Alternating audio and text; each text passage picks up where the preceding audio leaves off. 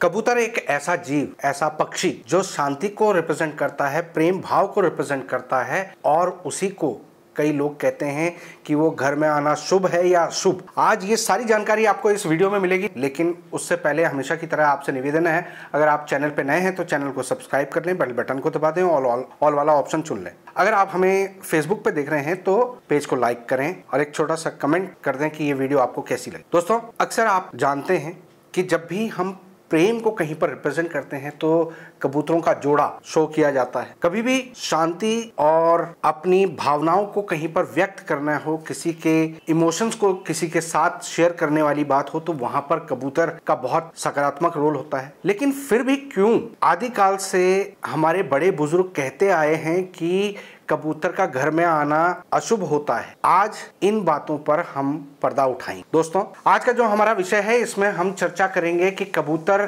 कब अशुभ होते हैं, किस तरह से अशुभ होते हैं, उसका वैज्ञानिक पहलू क्या है, हमारे बड़े बुजुर्ग उसके पीछे का तर्क क्या देते हैं और क्या हमें कबूतरों की सेवा करनी चाहिए, कबूतरों को घर में पालना चाहिए या नहीं, उनको घर में आने देना चाहिए या नहीं। दोस्तों, अगर ग्रहों की दृष्टि से देखा जाए तो कबूतर आपके बुध ग्रह को रिप्रेजेंट करते हैं, क्योंकि जो भी प्रजाति उड़ने वाली हैं, जो पक्षी की कैटेगरी में आती हैं, वो सब बुध को रिप्रेजेंट करते हैं। लेकिन अगर ग्रहों के अनुसार देखा जाए, ज्योतिष शास्त्र के अनुसार देखा जाए, तो जो कबूतर रिप्रेजेंट करता है वो नेगेटिव बुध को रिप्रेजेंट करता है। कबूतर का स्वभाव बहुत सकारात्मक होता है, बहुत सॉफ्ट होता है और कबूतरों से कहीं पर किसी को कोई हानि या नुकसान नहीं होता। लेकिन फिर भी ज्योतिष शास्त्र में इसको नेगेटिव इसलिए बोला गया है, घर में आने के लिए, इसका घोंसला बनाने के लिए मना इसलिए किया गया है क्योंकि कबूतरों की कुछ प्रवृत्तियां, कुछ आदतें बाकी पक्षियों से अलग होती। कबूतर ज्यादातर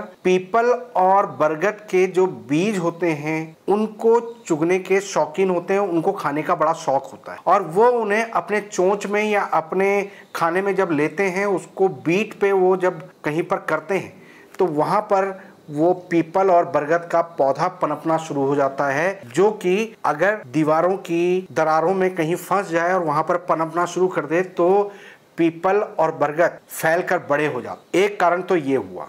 दूसरा कारण कि जो कबूतर हैं उनके बीट में और पक्षियों की बीट्स के मुकाबले कुछ ऐसे इन्फेक्शन होते हैं, कुछ ऐसे जम्स होते हैं जो सांस के जरिए हमारी बॉडी में एंटर हो और हमारे लिए फेफड़ों से संबंधित रोग पैदा कर देते हैं, सांस की दिक्कत पैदा कर देते। कबूतरों की बीट बाकी पक्षियों की बीट से एक और कारण से अलग होते हैं और उनका जो बीट होता है वो बहुत जल्दी पाउडर बन जाता है, पाउडर की फॉर्म में आता है और बहुत हल्का होकर हमारे एनवायरनमेंट में फैल जाता है। इन तीन कारणों के कारण हमारे बड़े बुजुर्गों ने, हमारे ज्योतिष शास्त्रियों ने हमें हिदायत दी कि आप कबूतरों को अपने घर में टिकने न दें। आपने अक्सर देखा होगा कि कबूतर ऐसी जगह पर घर बनाते हैं जहां पर थोड़ा सा वीराना होता है, जहां पर उनको कोई तंग ना करे, क्योंकि वो बहुत शांत स्वभाव के होते हैं, ज्यादा छेड़खानी पसंद नहीं करते। इन्हीं बातों को कनेक्ट करते हुए आम जनता को समझाने के लिए या उनको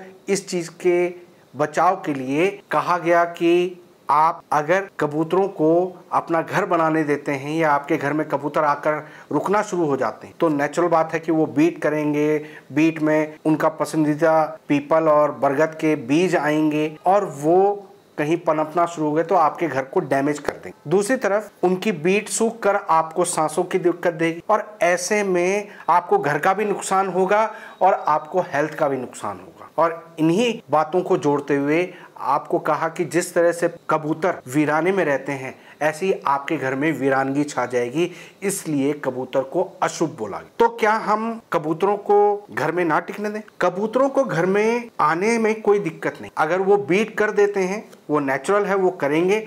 आप उसके अगर सफाई करते रहते हैं तो आपको कोई दिक्कत नहीं और उनकी बीट को अगर आप कभी कभार सफाई कर रहे हैं तो आपके वो इन्फेक्शन उतना ज़्यादा नुकसान नहीं करेगा। लेकिन लगातार आप ऐसा करते रहेंगे तो आपको दिक्कत आएगी। आप कोई मास्क लगाकर उस जगह की सफाई करके रख, तो आपके लिए वही कबूतर जो शांति और प्रेम का प्रतीक, भोलेपन का प्रतीक, भगवान को कथा सुनकर अमर होने वाली जो कबूतरों की कथा है, वो आपके लिए पॉजिटिव हो सकते। तो दोस्तों उम्मीद करता हूं कि आज की इस वीडियो से आपको कुछ नया जानने को मिला होगा।